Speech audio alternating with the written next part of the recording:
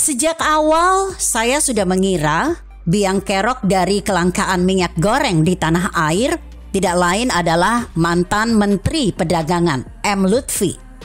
Sebagai seorang menteri, dia memiliki kebijakan penuh terhadap perdagangan ekspor-impor komoditi di Indonesia. Salah satunya CPO.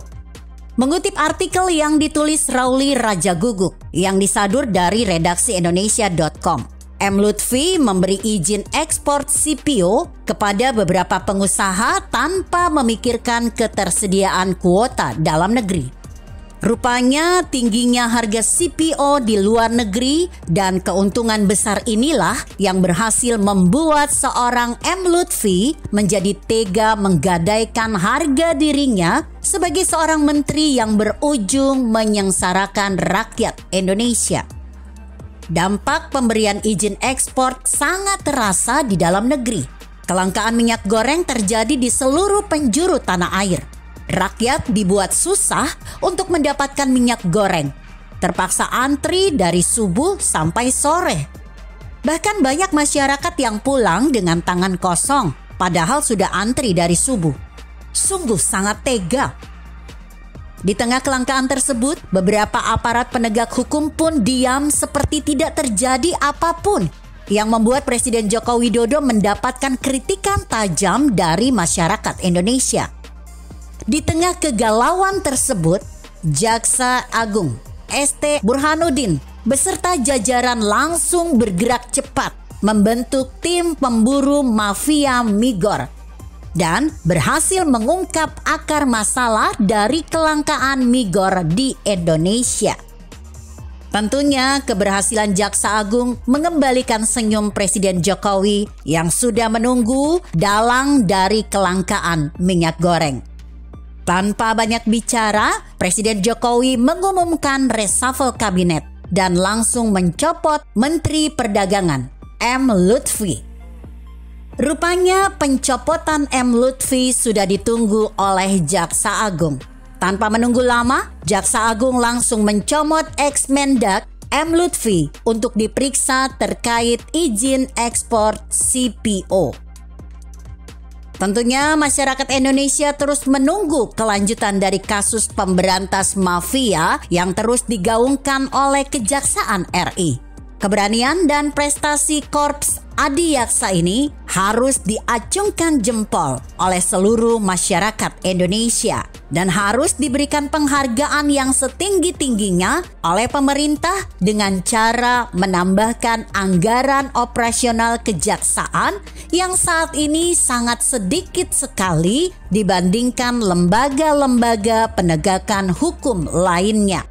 Bravo Kejaksaan Agung RI. Rakyat Indonesia selalu mendukung dan selalu mengapresiasi atas kerja-kerja berani dari Korps Adiaksa.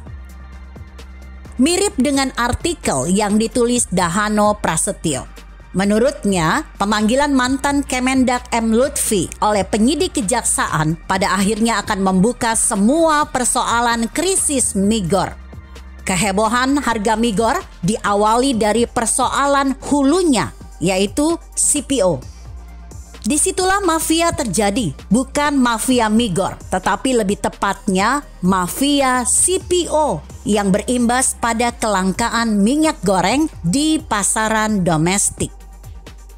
Mafia CPO menguasai pasar ekspor. Hukum dagang berlaku saat harga ekspor CPO tinggi. Kapan lagi mereka panen cuan? Menteri Perdagangan mengantisipasinya dengan menerbitkan regulasi demi melindungi pasokan domestik. Di tengah kenaikan harga CPO, sejak akhir tahun 2021, Kemendak memberlakukan harga eceran tertinggi (HET) pada 18 Januari 2022. Harga minyak goreng kemasan premium ditetapkan Rp14.000 per liter. Kemudian pada 26 Januari 2022 diperkuat dengan kebijakan DMO, DPO sebesar 20% untuk mendukung kebijakan HET tersebut. Kebijakan ini sekaligus juga melarang ekspor CPO dan produk turunannya. kecuali produsen bersangkutan sudah memenuhi kewajiban DMO DPO ini. Kebijakan yang sangat bagus ini sayangnya mendapat hambatan besar dan akhirnya gagal total. Dalam sekejap, minyak goreng malah menjadi langka. Belakangan baru diketahui ternyata kelangkaan minyak goreng disebabkan karena ada korupsi izin ekspor.